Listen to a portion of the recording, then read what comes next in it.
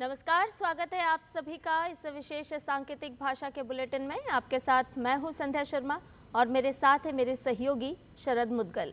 आइए बुलेटिन की शुरुआत करें हेडलाइंस के साथ। आज दोपहर 12 बजे लोकसभा में पेश होगा वक्फ संशोधन विधेयक। लगभग 8 घंटे होगी चर्चा। सभी प्रमुख दलों ने अपने सांसदों को जारी किया व्हिप। विपक्ष ने बिल को बताया असंवैधानिक।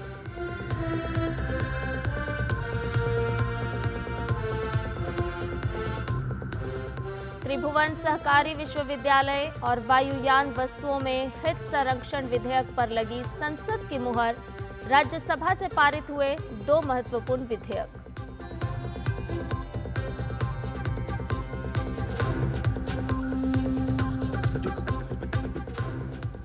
मार्च के जीएसटी कलेक्शन में 9.9% की वृद्धि। यूपीआई ट्रांजैक्शन भी 13.5% बढ़कर रिकॉर्ड 24.77 लाख करोड़ रुपए पार।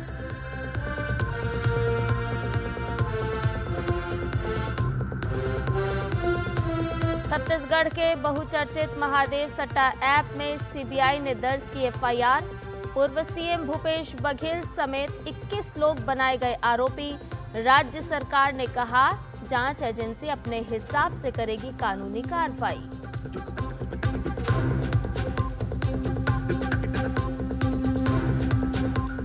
और अमेरिका आज से अपने प्रमुख व्यापारिक साझेदार देशों पर लगाएगा जवाबी शुल्क। राष्ट्रपति ट्रंप आज करेंगे घोषणा।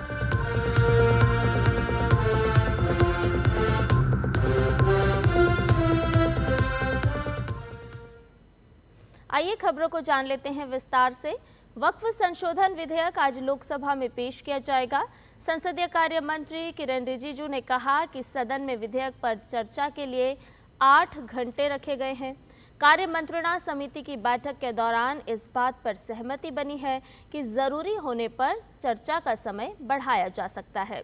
रिजिजू ने ये भी कहा कि सरकार खुली बहस और विधेयक पर सभी सवालों का जवाब देने के लिए तैयार है।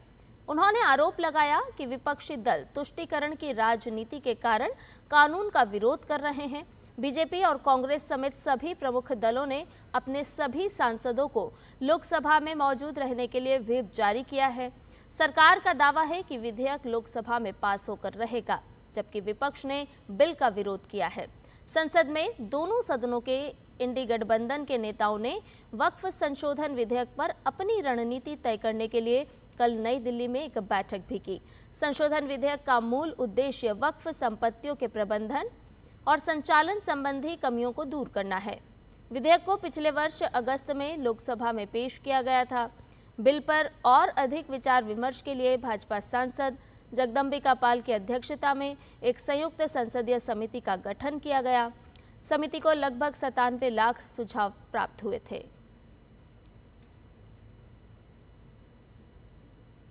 राज्यसभा ने वायुयान वस्तुओं में हित संरक्षण विधेयक 2025 ध्वनि मत से पारित कर दिया। इसके साथ ही इस पर संसद की मुहर लग गई। राज्यसभा इस विधेयक को पहले ही पारित कर चुकी है। केंद्रीय नागर विमानन मंत्री किंजरापू राममोहन नायडू ने विधेयक पर चर्चा का जवाब देते हुए कहा कि विधेयक में किए गए प्रावधानों से लीजिंग रेंट में 8 से 10% तक की कमी आने की उम्मीद है। उन्होंने कहा कि इससे देश में हवाई किराए में भी कमी आएगी। उन्होंने कहा कि अभी भारत दुनिया का तीसरा सबसे बड़ा घरेलू विमानन बाजार है।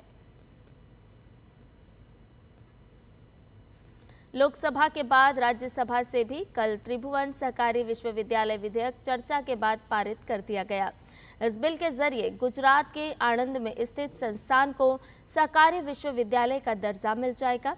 इसकी स्थापना से सहकारी क्षेत्र में शिक्षा को बढ़ावा मिलेगा, जिससे सहकारी क्षेत्र में अनुसंधान और प्रशिक्षण को भी बढ़ावा मिलेगा। चिली के राष्ट्रपति गैब्रियल बोरिक फॉन्ट ने राष्ट्रपति भवन में राष्ट्रपति द्रौपदी मुर्मू से मुलाकात की। इस दौरान गैब्रियल बोरिक के सम्मान में राष्ट्रपति भवन में भोज का आयोजन किया गया। दरअसल लैटिन अमेरिकी क्षेत्र में चिली भारत का एक महत्वपूर्ण साझेदार है। मुलाकात के दौरान दोनों राष्ट्राध्यक्षों ने आपसी सहयोग बढ़ाने पर जोर दिया। दोनों नेता इस बात पर सहमत हुए कि ये यात्रा भारत चिली संबंधों में एक नया अध्याय जोड़ेगी।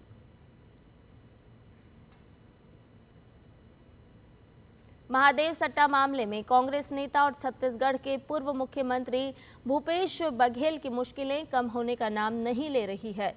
सीबीआई ने इस मामले में एफआईआर दर्ज की है।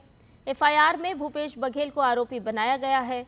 महादेव बेटिंग ऐप मामले में सीबीआई की दर्ज एफआईआर कॉपी सामने आई है। एफआईआर की कॉपी में भूपेश बघेल समेत 21 आरोपियों के नाम शामिल हैं। भूपेश बघेल को आरोपी नंबर 6 बनाया गया है। इसमें ऐप प्रमोटर सौरभ चंद्राकर, रवि उप्पल समेत कई अज्ञात पुलिस अफसर और कारोबारियों के नाम शामिल हैं। इससे पहले छत्तीसगढ़ ईओडब्ल्यू ने जो एफआईआर की थी उसमें भी बघेल का नाम शामिल था।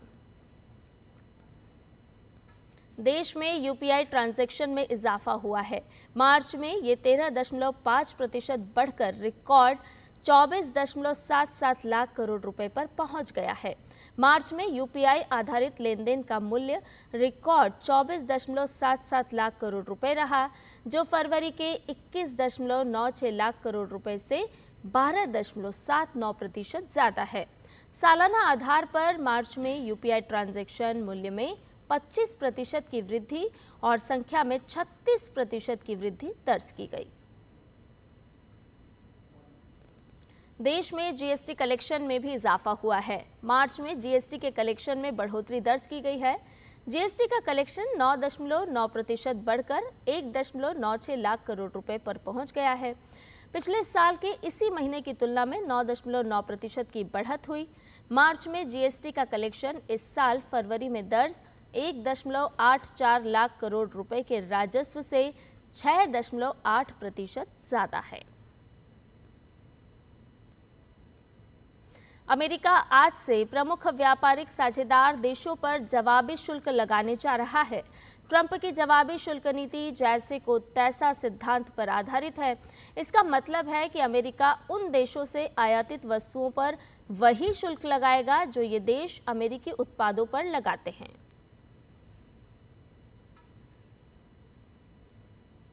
म्यांमार में पिछले सप्ताह आए विनाशकारी भूकंप में मरने वालों का आंकड़ा बढ़कर 2700 से ज्यादा हो गया है।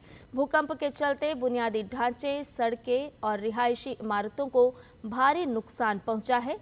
वहीं म्यांमार की मदद के लिए भारत का ऑपरेशन ब्रह्मा तेजी से जारी है।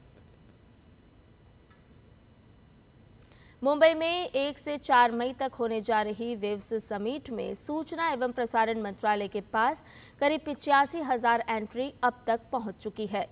इस बात की जानकारी मध्य प्रदेश के पत्र सूचना कार्यालय भोपाल के अपर महानिदेशक प्रशांत पाथुराबे ने भोपाल में हुई पत्रकार वार्ता में दी। इंडियन प्रीमियर लीग में कल खेले गए मुकाबले में पंजाब किंग्स ने लखनऊ सुपर जॉयंट्स को 8 विकेट से हरा दिया। लखनऊ द्वारा दिए गए 172 रन के लक्ष्य को पंजाब की टीम ने 16 ओवर 2 गेंद में 2 विकेट खोकर हासिल कर लिया।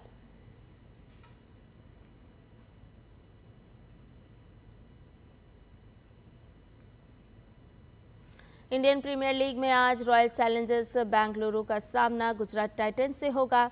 आरसीबी अपने पहले 2 मैच जीत चुकी है। वहीं गुजरात की टीम ने 2 मैच में से 1 में जीत दर्ज की, वहीं 1 में हार का सामना करना पड़ा। इस सीजन में आरसीबी पहली बार अपने घर पर खेलती नजर आएगी। ये मैच बेंगलुरु में खेला जाएगा। और इसके साथ ही हमारे इस विशेष सांकेतिक भाषा के बुलेटिन में फिलहाल इतना ही। मुझे और मेरे सहयोगी शरद मुदगल को दीजिए इजाजत। नमस्कार।